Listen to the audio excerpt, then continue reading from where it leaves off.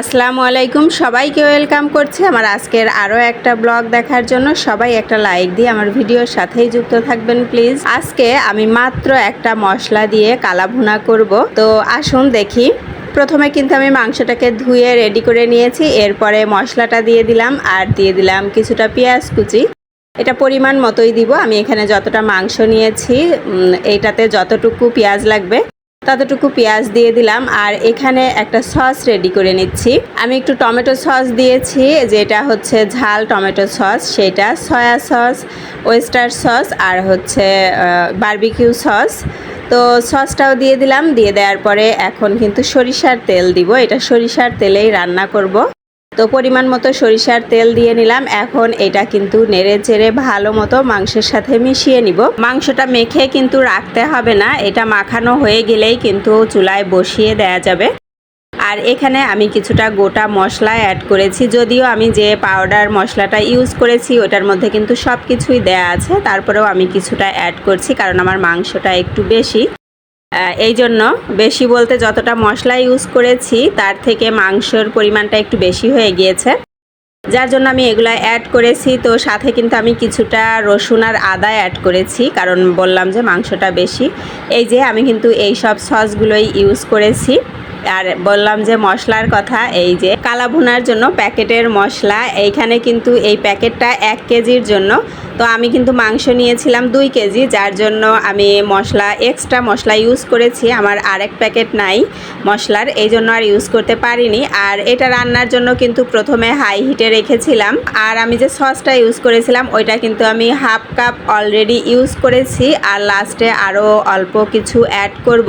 কিভাবে রান্না করতে হবে এটা কিন্তু প্যাকেটের গায়েই লেখা আছে, আর কি কি মশলা এর মধ্যে আছে এটাও কিন্তু লেখা আছে। তো আমি দেখলাম যে আদা রসুন দেয়া আছে। কালা ভুনার সাথে নান রুটি বানাবো, তো নান রুটির জন্য 3 কাপ কিন্তু আমি ময়দা নিয়ে নিয়েছি। আর এখানে ইস্ট দিয়েছি হচ্ছে 1 টেবিল চামচ, চিনি 2 টেবিল চামচ, আর হচ্ছে দিয়ে দিলাম লবণ হাফ টেবিল চামচ, আর হচ্ছে মিল্ক পাউডার দিয়ে দিয়েছি 2 টেবিল চামচের মতো, তেল দিয়েছি 1.5 থেকে 2 টেবিল চামচের মধ্যে। তো এখন আমি এগুলো চামচ দিয়ে মিশাবো, আমি কিন্তু হাত দিয়ে মিশাবো না, কারণ এই ডোটা একটু নরম করতে হয়। হাত দিয়ে মিশাতে গেলে একটু হাতে অনেকটাই লেগে যায়, ভালো লাগে না, যার জন্য চামচ দিয়ে মিশাবো। আর এখন আমি কিন্তু একটু কুসুম গরম পানি নিয়ে নিয়েছি। চাইলে এখানে কিন্তু দুধ অ্যাড করা যায়, যেহেতু আমি পাউডার মিল্ক নিয়েছি তো এই জন্য কিন্তু আমি পানি অ্যাড করছি। তো একটু একটু করে পানি অ্যাড করব আর এভাবে মাখতে থাকবো চামচ দিয়ে। মেখে নেওয়ার পরে এখন কিন্তু আমি লাস্টে হাত দিয়ে একটু মেখে নিয়েছি। আর এই যে আমার কালা ভুনা কিন্তু রান্না হচ্ছে। তো যেহেতু এখন এমনিতেই গরম, এরপরেও চুলার পাশে রেখে দিব গরমে, যেন তাড়াতাড়ি ইস্ট অ্যাক্টিভ হয়ে পারফেক্টভাবে ডোটা রেডি হয়ে যায়। তো আমার কালা ভুনাও কিন্তু একদিক দিয়ে হচ্ছে, আপনারা দেখতেই পাচ্ছেন যে অনেকটাই কিন্তু হয়ে এসেছে। এখন আমি এর মধ্যে কিছুটা বেরেস্তা দিয়ে দিচ্ছি। বেরেস্তা দিয়ে আরও কয়েক মিনিট ঢেকে রাখবো, আর এর উপরে কয়েকটা কাঁচামরিচ দিয়ে দিব। ব্যাস রেডি হয়ে গেল কালা ভুনা। এখন কিন্তু নান রুটি বানিয়ে নেওয়ার পালা। তো ডোটাও কিন্তু আমার পারফেক্টভাবেই হয়েছে, ফুলে গিয়েছে। আরও যদি একটু রাখতে পারতাম ভালো হতো, কারণ এতটা সময় নেই। আমি চেয়েছিলাম যে দোকান থেকে কিনে আনার জন্য, তো আমার হাজব্যান্ড বলল এখন দোকান খোলা নেই, পাওয়া যাবে না। তো যার জন্য ভাবলাম যে থাক বাসায় তাহলে বানাই, ইস্ট যেহেতু আছে সব কিছুই আছে বাসায়, তো বাসায় বানিয়ে নিচ্ছি। তো আমরা হচ্ছে 5 জন আছি, আমার শাশুড়ি আছে আর আমরা 4 জন, আমার 2 ছেলে মেয়ে, আমি, আমার হাজব্যান্ড।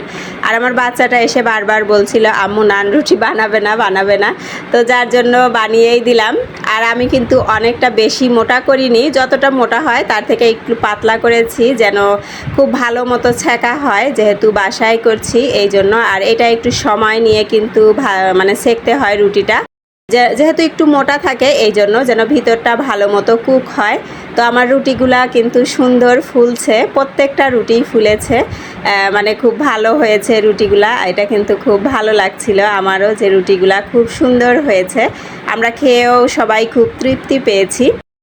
এই তো আমার রুটিগুলো কিন্তু একে একে বানিয়ে নেওয়া হয়ে গিয়েছে, আর আমি এখন টেবিলেও খাবার দিয়ে দিয়েছি। আমরা সবাই একসাথে বসে খেয়ে নিব। আমি কিছুটা শসা কেটে নিয়েছি, পেঁয়াজ কেটেছি, কারণ এগুলোর সাথে একটু শসা পেঁয়াজ খেতে কিন্তু ভালো লাগে। আর আছে বোরহানি, কোক আছে, যে যা খায়। সে সেটা খাবে। আর এখন সবাইকে কিন্তু আমি প্লেটে দিয়ে দিচ্ছি, আমরা সবাই মিলে খেতে বসেছি।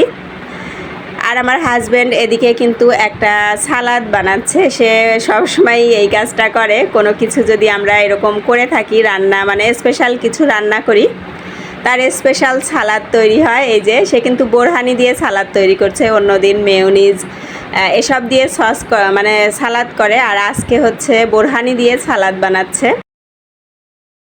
এই যে সালাদ, এখানে শসা কুচি করে নিয়েছে, মরিচ কুচি, পেঁয়াজ কুচি, আর দিয়েছে হচ্ছে সুইট চিলি সস আর বোরহানি। তো আমি খেয়ে দেখছিলাম, আমি প্রথমে বলেছি খাবো না, পরে দেখলাম যে না ভালোই তো দেখাচ্ছে, একটু খেয়ে দেখি, টেস্ট করে দেখি, খুব মজা লাগছে। তো এরকম কিন্তু সবাই বানিয়ে খেতে পারেন যারা খাননি, এরকম মানে উদ্ভট কিছু সালাদ, যে বোরহানি দিয়ে সালাদ, জানি না এরকম হয় কি না। তো খেতে কিন্তু ভালোই লেগেছে, আমরা খেয়েছি।